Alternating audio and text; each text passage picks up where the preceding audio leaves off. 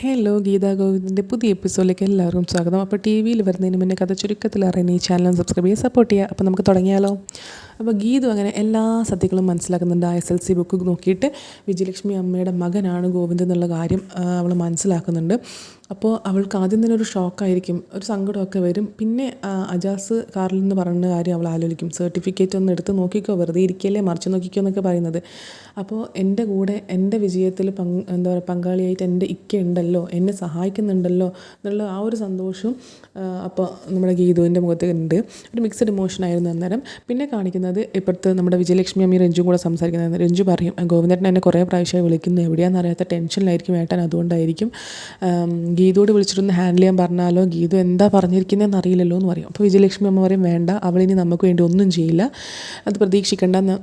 ഞാൻ അവളോട് ചെയ്തത് വലിയൊരു തെറ്റാണ്. നിനക്ക് ധ്യാനെ തിരിച്ചു തന്നു, നിൻ്റെ ജീവിതം അവൾ തിരിച്ചു തന്നു, എനിക്ക് നിന്നെ തന്ന് എൻ്റെ ജീവിതം അവൾ തിരിച്ചു തന്നു. നമ്മൾ രണ്ടാളുടെ ജീവിതത്തിലും വെളിച്ചം പകർന്ന അവളാണ്. അവളോട് ഞാൻ ചെയ്തത് വലിയ തെറ്റാണ്. നീ എൻ്റെ മകളാണെന്നുള്ള സത്യം മറച്ചു വെച്ചതിലും തന്നെ അവൾ പൊട്ടിത്തെറിക്കുകയാണ് ചെയ്തത്.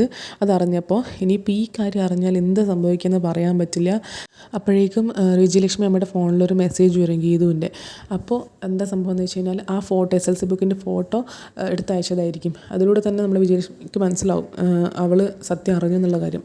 അപ്പം അതിൻ്റെ ഒരു ഷോക്കിലായിരിക്കും വിജയലക്ഷ്മി അമ്മ. ആ ഷോക്ക് കണ്ടിട്ട് രഞ്ജു ചോദിക്കും എന്താ സംഭവം. അപ്പോൾ ഇങ്ങനെ പറയും, അവൾ അറിഞ്ഞു, ഗോവിന്ദ് എൻ്റെ മകനാണെന്നുള്ള കാര്യം അവൾ അറിഞ്ഞു, ആ സത്യം അവൾ അറിഞ്ഞു എന്നിങ്ങനെ പറഞ്ഞിട്ട് ആ ഫോട്ടോ കാണിച്ചു കൊടുക്കും.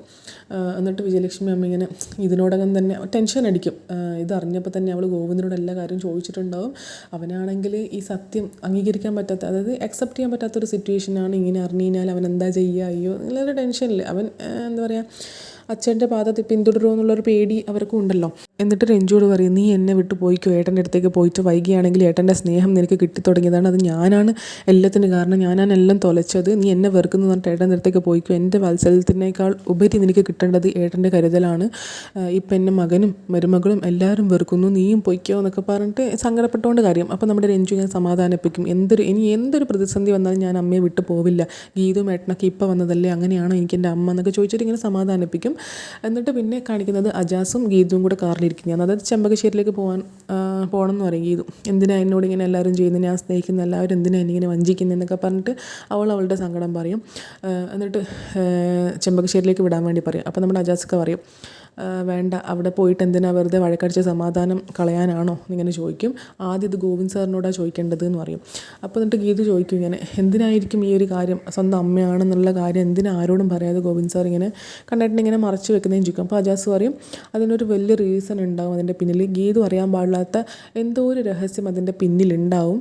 ഗോവിന്ദ് സാറിന് അത് പുറത്തറിഞ്ഞു കഴിഞ്ഞാൽ, ഗീതു അറിഞ്ഞു കഴിഞ്ഞാൽ ഗോവിന്ദ് സാറിന് തന്നെ അപമാനം ഉണ്ടാക്കുന്ന കാര്യമാണ് എന്നുള്ളൊരു ഇതുണ്ടാവും. അതുകൊണ്ടായിരിക്കും ഗീതു അറിയണ്ടെന്ന് വെച്ചിട്ട് പുറത്ത് പറയാത്തത് എന്ന് പറയും.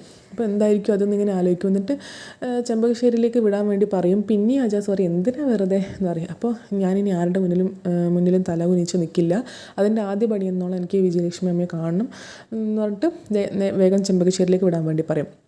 അപ്പോൾ ഇപ്പുറത്ത് നമ്മുടെ ചെമ്പകശ്ശേരിയിൽ രഞ്ജുവും വിജയലക്ഷ്മിയും കൂടി സംസാരിക്കുക. അതായത് ഞാൻ ഗോവിന്ദേട്ടനെ വിളിച്ച് പറയാൻ പോവുകയാണ്, നമ്മൾ രണ്ടാളുടെയും അറിവോടെ അല്ല ഗീതു ഈ കാര്യങ്ങളൊന്നും അറിഞ്ഞതെന്ന്, വിളിക്കട്ടെ എന്ന് പറഞ്ഞിട്ട് വിളിക്കാൻ നോക്കുമ്പോഴത്തേക്കും ഗീതു അവിടെ എത്തും.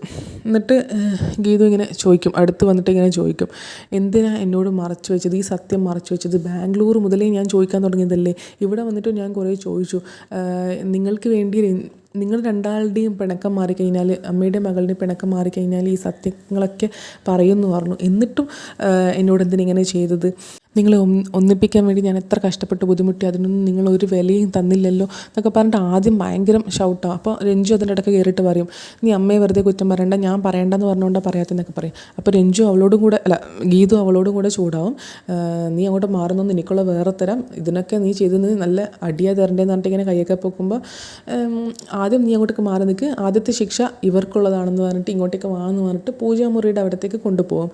ഭയങ്കര ദേഷ്യത്തോടെ കൊണ്ടുപോകാം. എന്നിട്ട് നിങ്ങൾക്ക് ഞാൻ എന്ത് ശിക്ഷയാണ് തരേണ്ടത് ഞാൻ ചോദിച്ചിട്ട് ബാഗിൽ നിന്ന് വെറ്റിലി അടക്കയും കൂടി എടുത്തിട്ട് ഇങ്ങനെ ദക്ഷിണ വയ്ക്കും.